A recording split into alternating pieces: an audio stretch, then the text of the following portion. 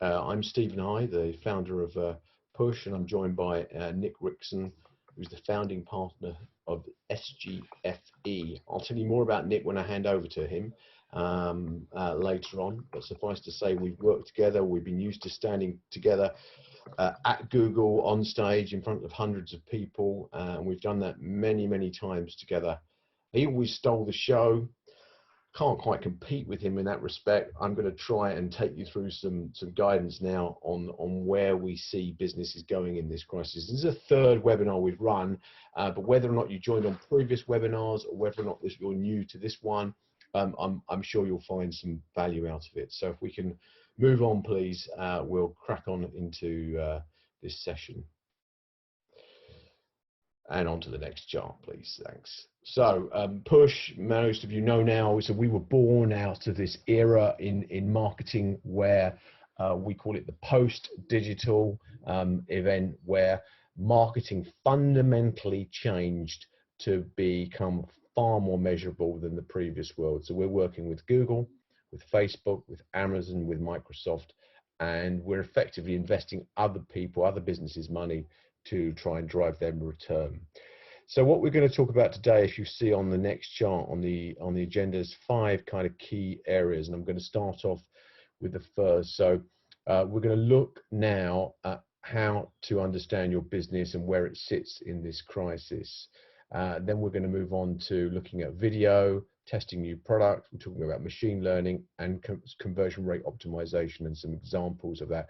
So there will be some takeaways from this presentation that of things that you can do for yourself immediately. Let's look now at businesses generally.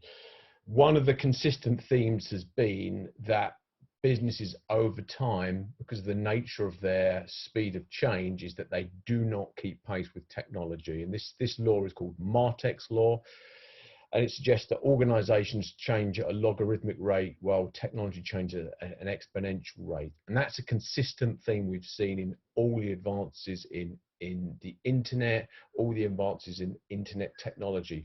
So for many of you, we're watching this platform on Zoom, for example. Zoom's been around for ages and businesses have been using it for ages. It's only been with the recent COVID crisis that there's been such a high take up. But what you will see a result of this crisis is a lot more take up and of new approaches to marketing, and some of these we're going to give you a flavor of now.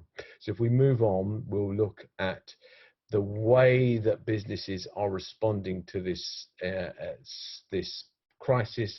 You've got a number of different responses, and hopefully most of us are in one of the first two, but where we see businesses from a Google perspective, if you look at the next chart, this is a Google-led chart. This is how Google are categorizing businesses on this next chart, that shows you that they look at businesses from a point of view of their challenge. Their business is fundamentally in trouble and they need help staying afloat. Businesses that are assessing, they're worried about the recent drop in customers. They're experiencing threatening situations like supply chain shortages or increased or decreased customer demand. They're pivoting. So Jeff can go back to that one. They're pivoting, so they need help moving business online. Or finally, they're investing. So we've got a range of those that all myself and Nick we're seeing across the board here, and I'll say this on behalf of both Nick and I, that we're here to help, and very much welcoming anyone that wants to approach us directly for ideas. So if you move on and look at the next page, this is a very busy chart, and I don't really want to spend a load of time on it beyond looking and trying to give you some flavor of how Google are looking at the different mix of products that they might introduce to businesses depending on where they sit on that scale of a challenged, assessing, pivoting, or investing. If you look at the final column, so let's go through all of the columns. You've got customer type on the very far left, adopt smart bidding, search excellence, display, and video. I want to focus on video as we move on. So video is one of the areas that we see, if everyone comes out of today on their to-do list with something around video, that's going to be a win for all of you. Okay, so let me explain why as we move on. So we're going to talk now about video, and what you'll see as a direct example on the next page of actually one of our own videos and the success that we've had from Push. So if we look at this next page, you'll see this is our own video, so I've just used it as an example. Couple of key takeaways. First of all, we had over 100,000 views. The cost of a view, this is a big message that I want to try and get across, and it goes back to that lag of technology, or the fact that technology is ahead of organizations. Right now, video is incredibly cheap to invest in. So we're getting views of our video for 2p, 2p a view. And in each case, you've got 50% of the audience watching over half of the video, of 2-minute video. So 2p to get such a huge amount of engagement. You can see that the overall cost per click on the 5th bullet point down, so 6.1 CPC on search, that's over £5. So if we're spending or trying to advertise our business on normal search platforms, so like Google and Bing, it's costing us well over £5 just for a cost of a click. But on video, we're getting views for less than 2p. So what we can do on the final point is we can build audiences from those that have viewed our video and then retarget them later on with either search advertising, with remarketing campaigns and so on. But video right now, very, very inexpensive. Arguably it's going to be inexpensive for a while, but it's the time to jump on to that. By the way, if anyone does go on to look at our video, we put that together.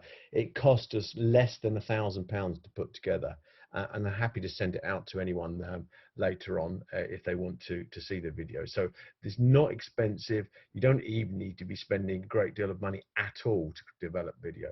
So if we can move on, so that's a quick overview.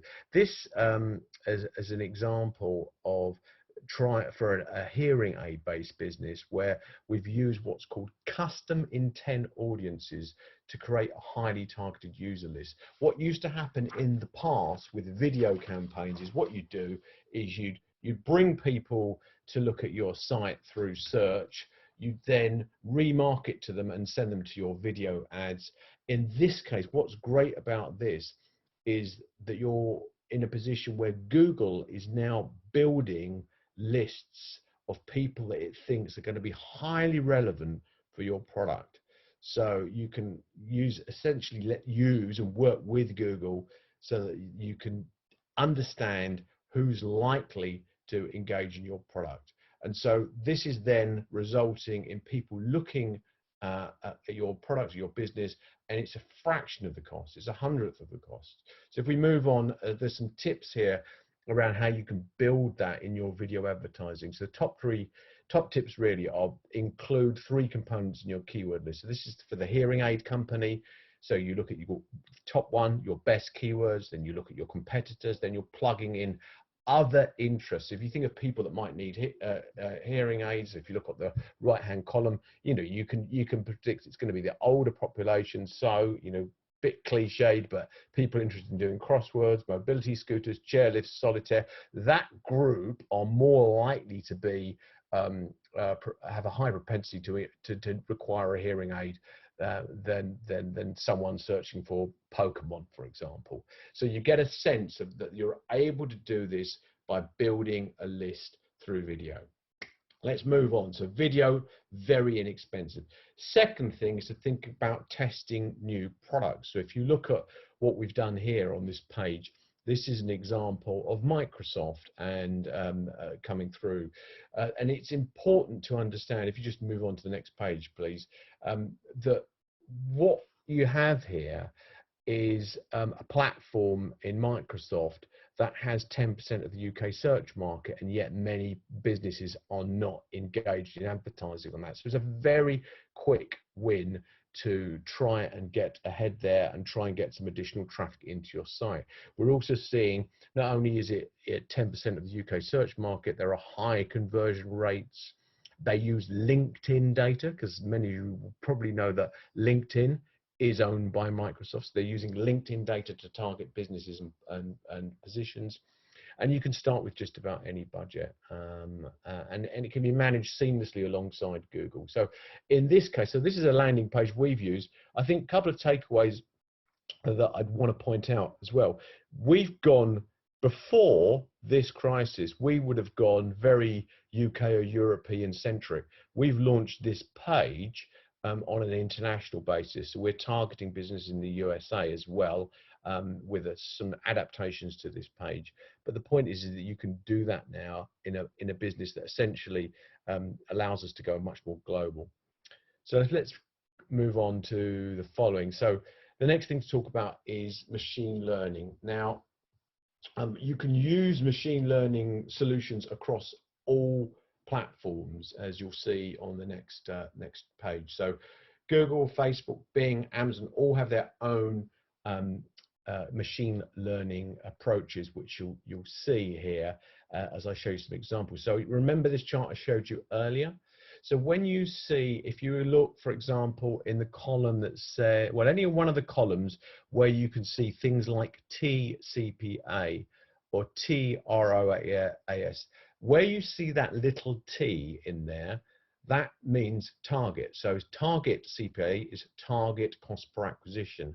Target ROAS is target return on advertising spend. That indicates that you're able to target using the machine learning that's in place to be able to get you the very best results. So really good opportunity to do that, and we'll see some examples of that in place coming up now. So here's an example using the Microsoft platform. Okay, so where ideally you work with less campaigns than you would do on normal search. And what we're able to do here in this particular instance, you see like at the bottom, a before and after, using the machine learning approach through a TCPA, so targeted cost per acquisition approach.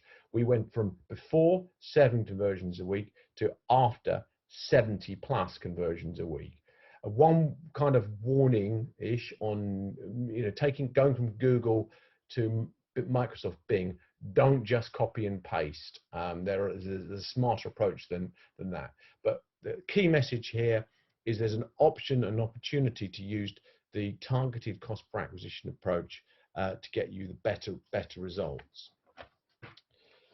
And in this case as well, in Microsoft, looking at how we might work, you can use and leverage their LinkedIn audience. So in Microsoft Ads with over 80,000 businesses to target in this particular example. So you can target, as you can see at the top, on the top bar, by age, by gender, by company, by industry, by job function.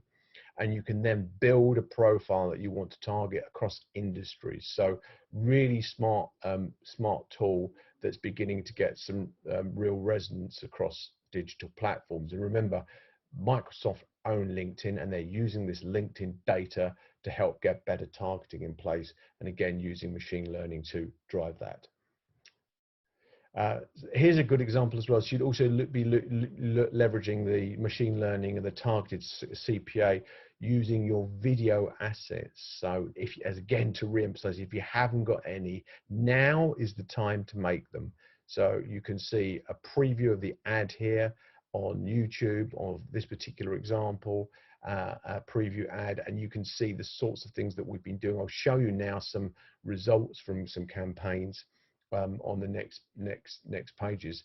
So remember this, drive the video to a lead capture landing page. Remember, this should be a soft conversion. You're not trying to get someone to buy now.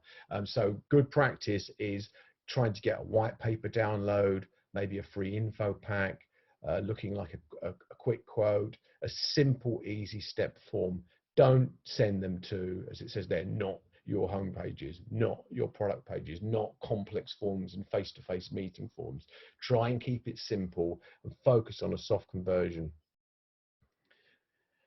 Final point from me, I did say would be quick, so is to show you an example of conversion rate optimization and a good practice here. So this is a great time, when we've got this with time to reflect, it's a great time to focus on reviewing and testing your website experience on all devices. So don't just look at your mobile, don't just look at your desktop. By the way, for those of you that weren't on previous webinars, there's been a big rise, not surprisingly, in views on desktop because so many of us are at home. So previously, the balance was switching from desktop to mobile. Now there's way more time online across the 24 hours of the day, and a large chunk of it is on desktop. So this website had a great desktop conversion rate, but a poor mobile conversion rate. So what we did is we did some simple testing. We asked 5 people to test making quotes. We measured the time it took to complete. We tested this on mobile phones and desktops, and then you'll see on the next page an example. So hopefully this will work. If we can get this up and running, what you'll see here is not enough key info was above the fold. There was too much wasted space. The form was too long, and it required a lot of scrolling for the question. First questions are a bit intrusive and negative, and the white text that you saw there could be hard to read with a background image. Form loads for 1 second between steps. It's a bit slow and clunky. So that's a good example. So what we did here, if you click on that, is that we compressed the top of the page to key info only. We broke out questions to keep the form easy to navigate and above the fold. Made the first questions about who's you're covering to evoke more emotional responses. We used much clearer colors, and we recoded the form to make each step have an instant load time, and it was way quicker. If you get a chance to look at that again, we'll send this presentation out, you'll see it's much quicker. So what that did, and it already had a good conversion rate, so already had a very strong conversion rate anyway, but it doubled the conversion rate overnight by making those changes. So really strong result, and very happy client. But we should all be doing this. So I'm going to pass on to Nick now, and we'll summarize at the end. But goes without saying, if anyone needs help at all, get in touch with us at Push, and we'll happily audit your existing campaigns and give you some insight. And currently we're running those audits and insights overseen by a director. Moving forward as well, we're also able to provide free setup from Microsoft and Bing. So I'm now going to introduce Nick. Nick will introduce himself as well, but let's just to give you a bit of insight. So Nick worked with Push. We first spotted Nick about 5 or 6 years ago. He's worked with us for many years as a coach. Fantastic guy. Very insightful, has really helped transform our business. So in particular, when we started off working with Nick, we were about 1/10 of the size in turnover, but some of the key components that him and his team allowed us to build into our business, very much around building a business now with a vision of the future in mind. So he'll talk about how he builds businesses, not from starting where they are today, but looking at where they're going to be in the future and working back towards that. So with that, I'll hand over to the wonderful Nick Rickson. Thank you, Steve. Always difficult to follow your introductions, which is why I always like to go before you when the Google event. Interesting when you just mentioned that. I remember we were standing at one of the Google events, and they were talking about if a page took more than 3 seconds to load, 95% of the people had clicked off. I may have got that number slightly wrong, but it was pretty high. If a page or a form was taking more than a second to load, it had to be under a second. It's quite fascinating how bored we get and how much time we've got on our hands now by comparison. So thanks for that. So when you look at the front page, I've got very few slides on here. I wanted to talk about some of the how. We've been talking about what we should be focusing on and what we should be doing and what we should be looking at as business owners. I really want to focus a bit on the how, but I wanted just to introduce the S that you can see on the page there in SGFE. That represents what we call the business S curve. For those of you that don't know it, what typically happens is a new project follows that format. The energy goes down before it starts to work, then it goes up. When it finally gets to the top and it's performing perfectly, which is the top of the orange part, and it starts to drop off, it's time to start a new project. And if you start it too late, then you're right down at the end of the blue part of the S, which is about level where you started 18 months ago. So what we find when businesses build, when they build bottom up, is they keep having to go backwards to fix issues that if they'd thought about the size of their business at the end goal, they would have done differently. And we're doing all sorts of seminars and workshops on that for those of you that want to come and join us.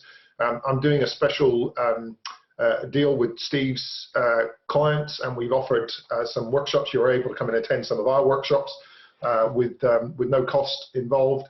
And I've also got a deal for you on a communications tool that you may find useful. But if I can grab the next slide as well, what I really want you to look at now is 5 key points in the how. How do we keep people engaged?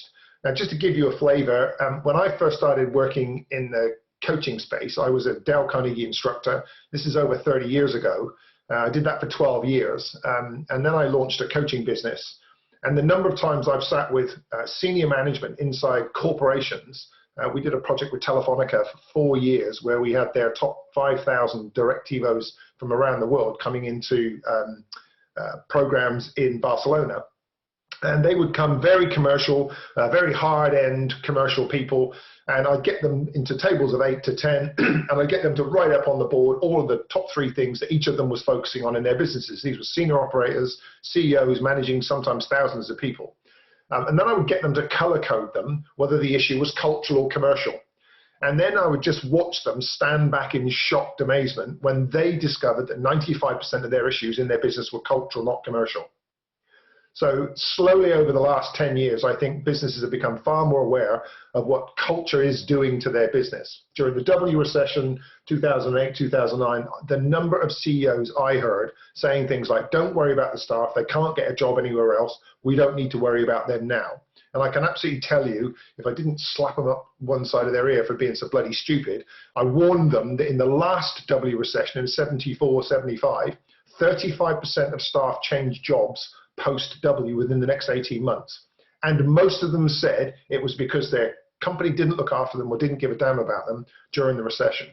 So right now, in this remote world, if you have got furloughed staff, they are disconnected. They could be taking the holiday time with their family. They could be doing some work for something. They could be learning. They could be training. But what tends to happen is they start to get disconnected from the center.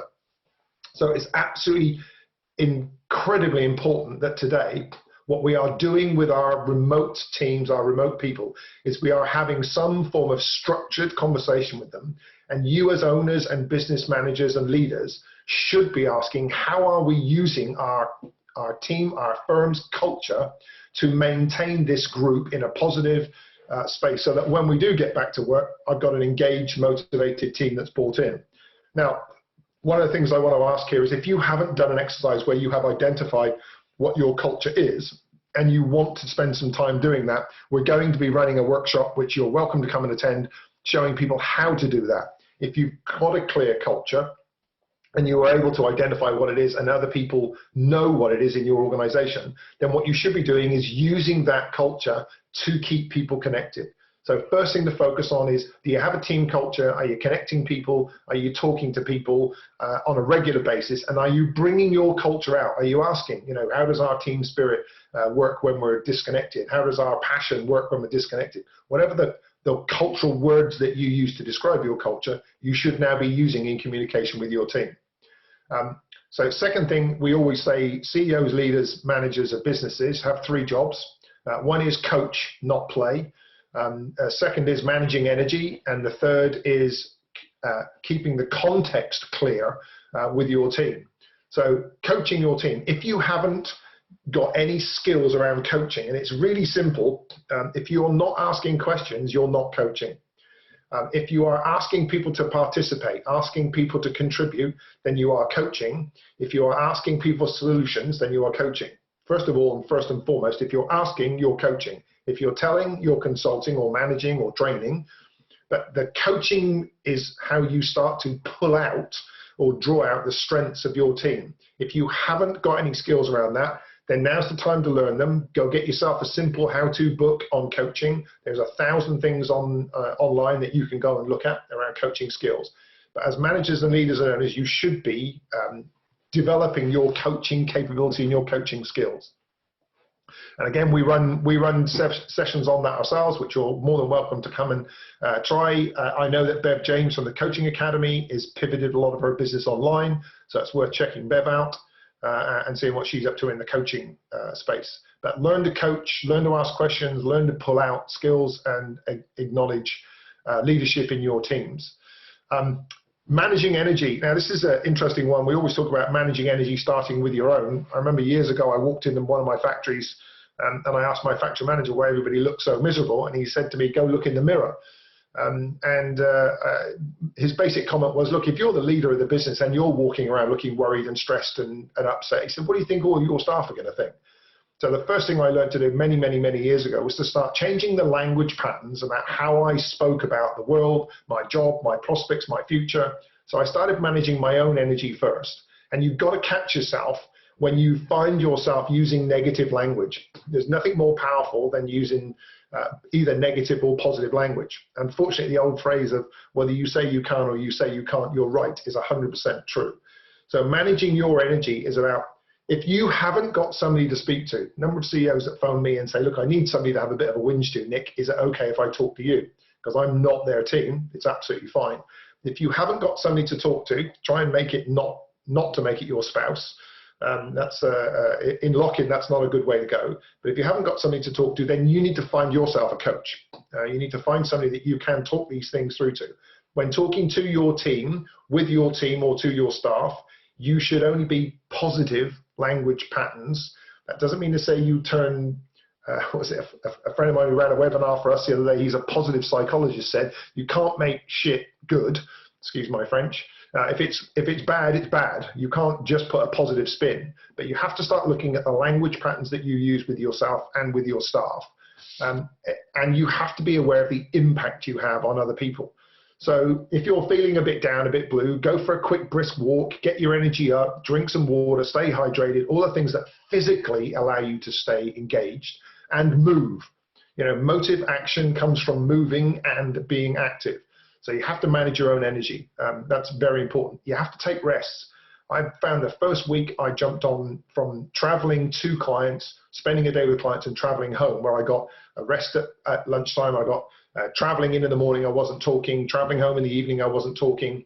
And then suddenly I jumped on the permanent non-stop Zoom calls for the first week. I was completely exhausted by Friday, which my team would tell you is almost impossible to exhaust me, and I was wrecked. So you've got to manage your own energy. Last thing I wanted to talk about is two things that affect how you are communicating with people, which is your communication style and your leadership style. So we have a program which I want to offer you. We use an indicator developed by a company called Shirl's that I used their methodology for, and still do, for 17, 18 years. And they developed a number of indicators that enable you to understand yourself and your staff better. So I just want to talk you through one of them. I think Julian, one of my colleagues, has managed to get all of Steve's potential clients a deal. You can go and fill them in online. They're 25 quid. I think we've got them for less than half that.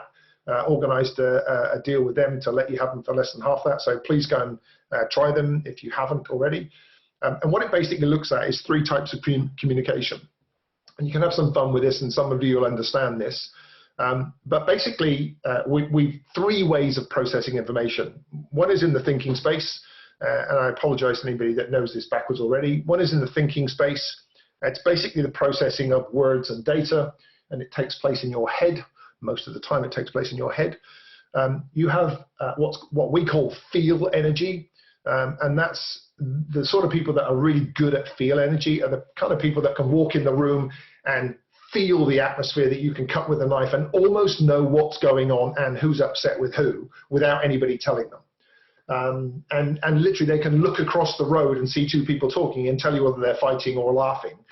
They're just good at tuning into energy, and it's their whole body experience around tuning into energy. So they're generally feel people. They don't process thinking as quickly. In meetings, if you've got spreadsheets and data that you're looking at, these people get frustrated with that. They can't communicate with it clearly.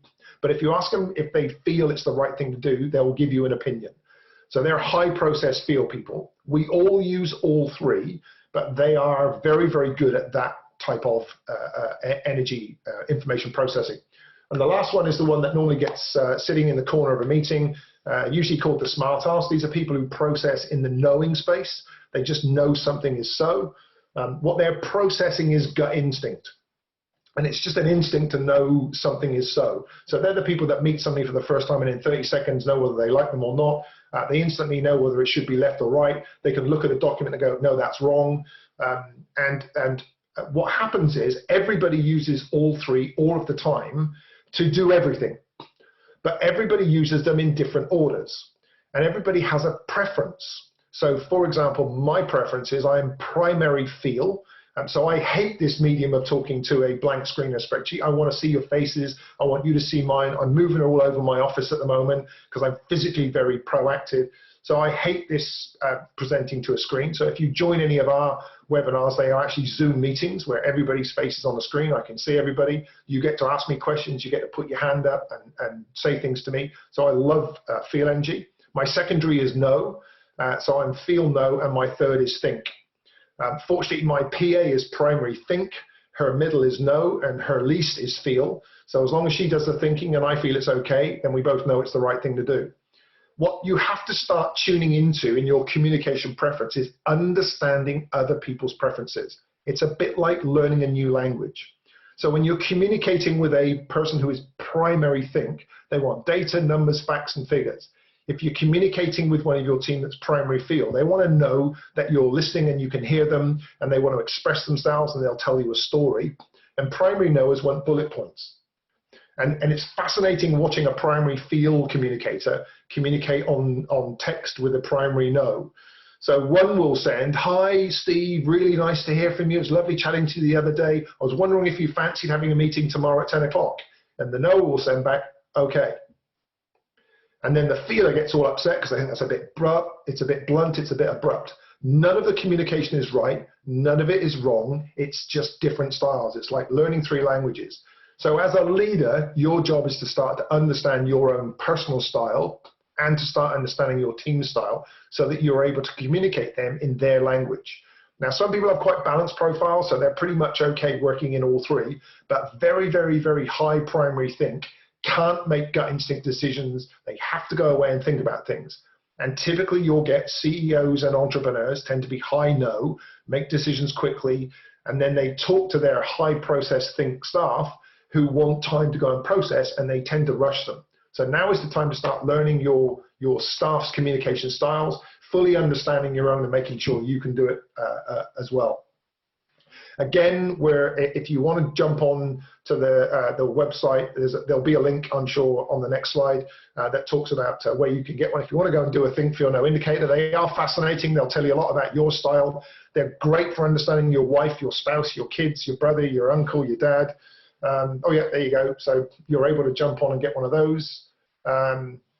Julian will get that sorted out for you. But they really are fabulous for understanding communication style. I've had so many people come back to me and say, you know, that was really useful in business, but oh my goodness, I've just discovered that one of my daughters is a high feel and one of my daughters is high think, and I tried reading them both the same bedtime story, and I could never understand why one of them used to get upset and one of them absolutely loved it. And when you start to communicate differently with the people around you, the connection you can get from communicating in their style is amazing. It's like when I learned to speak Spanish in Spain, I was never very good, but the fact I made the effort always got a fantastic feedback from people just to literally appreciate that I tried to learn something in their language. Lastly, leadership. Leadership is back to really the managing energy. Your staff will take a lead from you, and the communication as well as being in their style has to be clear. We are going through a tough patch. There's absolutely no question. This is the biggest catastrophe that any of us will ever go through in our lifetime. And we are an incredibly resilient group of people. The Brits in particular, we've been through some rubbish, but just people generally, all of the cultures that I've met around the world have their own way of coping. We tend to drink a lot of tea, but what I really want to have in a leadership space is you have to get yourself ready to have tough conversations with people, and you have to have positive conversations with people. And if you're leading a business that requires you to restructure, you need to restructure extremely quickly, so that you are able to have a business that is still there to employ people. If you've got the culture right, you've coached your staff, they feel good about you, you've managed your energy, and used positive language, and you've communicated with them, when your business starts to grow again, the staff that you had to furlough or let go very often come back, because they appreciate. Nobody is pointing at us as leaders today and saying this is all your fault. They all realize there are some tough decisions that have to be made, and the reality is that all of us have to do it. So leadership comes in, number one, first of all, being the person that they want to look up to. Secondly, almost all of the clients I'm working at the moment, every single CEO that I've spoken to has either taken an up to 50 and in some cases 100% pay cuts themselves when they can, which is the best leadership I can possibly imagine. If you've got staff being furloughed on short wages or have taken pay cuts, and are stunned, by the way, these people, at the number of staff that have come back and said, we'll take a 20% pay cut as well, or we'll take we'll go furloughed, no problem. On the flip side of that, I've seen businesses that have literally furloughed staff on 100% salaries and looked after them because they had the funding to do so. So in a leadership space, you have to communicate clearly, you have to understand your staff's communication styles, you have to manage your energy. The fish rots from the head down, and it also grows from the head down. So you have to be seen when all about you are losing their head to be keeping yours. Coaching and asking questions is the most powerful way to engage your staff. This frustrates me because I can't ask you questions. I can't literally engage you and get you to talk to me. So I'm not a big fan of this style, but as Steve and I have found, it's the only way we can get this out to 80, 90 to 100 people. And the last thing is you have to focus on the culture. You have to maintain it, you have to protect it, you have to communicate it, and you have to make sure people are engaged with it. So based on that, and I hope some of that was new, I hope some of that you hadn't considered and will now.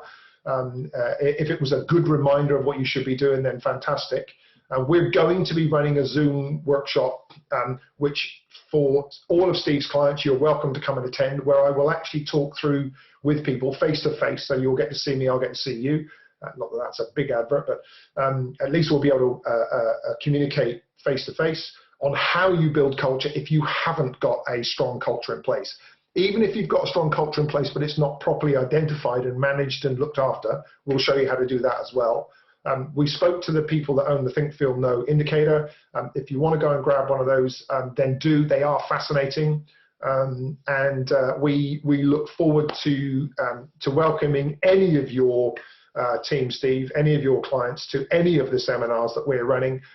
Either Steve or you can jump on the SGFE Eventbrite pages or our website and you'll find stuff that we're doing. If you just let me know that you've come from one of these webinars or that you're a push client, then anything we're doing for you guys is free. Steve? I'll just, yeah, I'll add on to that. So I said that at the outset that Nick and his team had worked to help develop Push from what was once a relatively small £750,000 turnover to you know, we're well over tenfold that. And the first thing that they got us to focus on was culture. Now, you know, we were probably curious about what they would do because we felt that we were open. We felt we had an okay to good culture. But as Nick said, what it allowed us to do was to properly define it, to embed it. So, you know, some of the cultural values that Nick and his team extracted from us were around three things. If you work with anyone at Push, they'll talk about family, being always ahead, and being open. So those three things. So that's so embedded in our business now, such that, you know, I mean, I didn't know before the last few days that Nick was going to talk about culture, but by coincidence, yesterday we had our weekly update to all staff, all 60, 70 people around Europe, which we're running obviously every week. Tonight we've got a pub quiz with our staff, which is at 7:30, and everyone cracks open a bottle of wine or whatever is their choice.